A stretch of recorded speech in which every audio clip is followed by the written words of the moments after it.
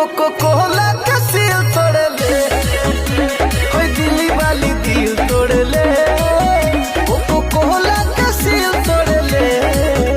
नमस्कार प्रणाम दोस्तों, आप लोग के बीच में विजय चौहान भैया का बहुत ही बवाल वीडियो सॉन्ग आ रहा बा, जेवना एल्बम के नाम बा कोको कोला के सील। जी हाँ दोस्तों, इस गाने को गाए आपके चहेता स्टार विजय चौहान। इस गाने को लिखे हैं मुकेश यादव। इस गाने में म्यूजिक दिया है कान्हा सिंह ने। हाँ तो दोस्तों चलिए आप लोग को बता दी कि विजय चौहान भैया के इस गाने को आप लोग के बीच में आज सुबह 6:15 पर 369 म्यूजिक यूट्यूब चैनल से इस गाने को आप लोग के बीच में फुल वीडियो सॉन्ग रिलीज किया जाएगा। इस वीडियो में स्टार कास्ट के रूप में नजर आने वाले आपके चहेता स्टार विजय चौहान और महिमा सिंह ने। अगर आप लोग विजय चौहान भैया का सच्चे फैन है तो आप लोग इस वीडियो को ज्यादा से ज्यादा शेयर कर दीजिए, और आप लोग हमारे चैनल पर पहली बार जुड़े हैं तो वीडियो को लाइक और चैनल को सब्सक्राइब करके बेल आइकन घंटी दबाकर नोटिफिकेशन ऑन कर लीजिए, क्योंकि हमारे चैनल पर भोजपुरी का हर अपडेट आप लोग के बीच में पहुंचाने की कोशिश करते हैं। आप लोग को भोजपुरी का अपडेट कैसा लगा आप लोग कमेंट करके जरूर बताइएगा, और आप लोग से अनुरोध है कि आज सुबह 369 म्यूजिक यूट्यूब चैनल पर जाकर आप लोग विजय चौहान भैया का गाना सुनिए। बहुत ही बवाल और जबरदस्त गाना बा। नमस्कार प्रणाम दोस्तों।